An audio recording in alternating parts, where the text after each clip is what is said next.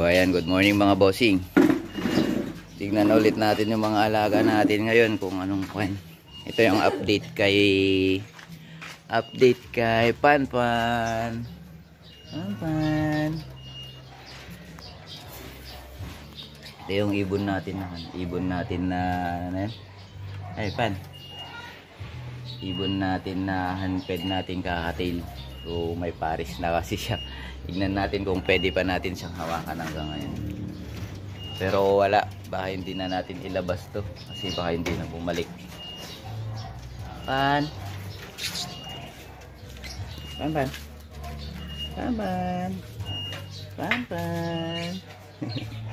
Nahawakan pa rin naman natin. Sana all. Gusto naman niya.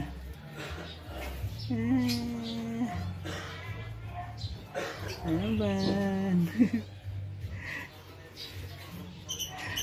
Gusto naman niya. Yung lalaki. Peter. Ayaw na. Gusto naman niya. Mamaya na.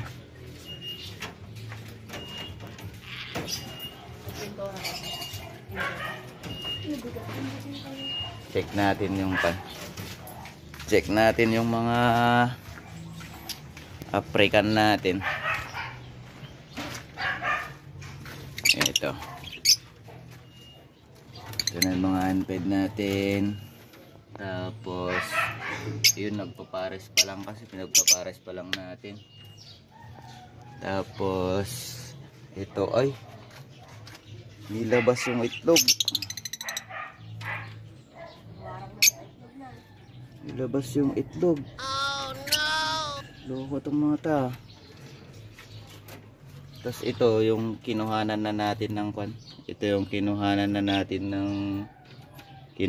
natin ng baby. Kasi parang hindi niya maalagaan ng maayos. Namatay yung isa nung una. Biglang may namatay na naman na isa. May medyo malaki na kaya imbis na 2 weeks bago kukunin i-handfed, less than 2 weeks kinuha ko na para kwan, nabuhay naman. Tapos kinuha na yung isa. Yung isa nasa atin pa kasi medyo maliit pa pero okay naman na siya, namatay. Pero ito ngayon problema, nilabas naman na nila yung itlog. Loko. Tas may good news din ulit kasi yung isa natin na parakit dito sa taas napisa na. And tong parakit natin dito sa taas na pares natin may napisa naman na. Ibon po, tingin lang.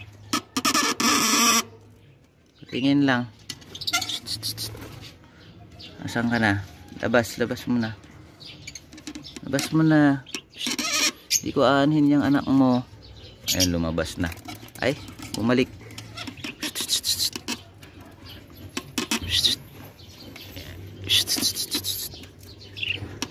Tignan lang natin yung baby mo. Yung isa. Sorry, medyo madilim pero may baby na siyang isa. Medyo kwan kasi yung nanay kaya wag na nating istorbohin. Ito nagpapares pa lang din. Ito may 5 itlog pero nilabas niya yung isa. Ibon po. Tingin. Bakit mo nilabas yan? Yun yung nanay, yung green bukado. Ano, may 4. Problema natin yung isa. Pero bago natin galawin yan, tignan muna natin kung kung fertile o ano. Kunin lang natin yung flashlight. Ito yung nilabas niya. Tignan natin kung buo.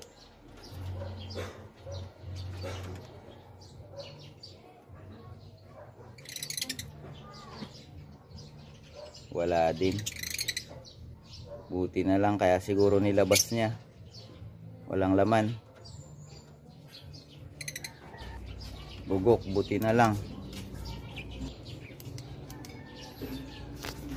So bugok yung kwan, bugok yung nilabas niya, kaya siguro niya nilabas. Pisaan nyo yan, huwag nyo nilalabas-labas, sayang pagkain. Ay nako, ito ang tagal naman yung dalawang yun, no. Ito pasaway, mga handfed ko kasi dalawa. So pakainin natin yung handfed natin ulit mamaya na isang natira bago siguro yun. Nakuha naman nakuha naman na yung dalawa kahapon, tas yung isang handfed. Ayan, update lang natin kasi nakita ako ilabas ng inyo. Pakain muna tayo ng mga alaga natin.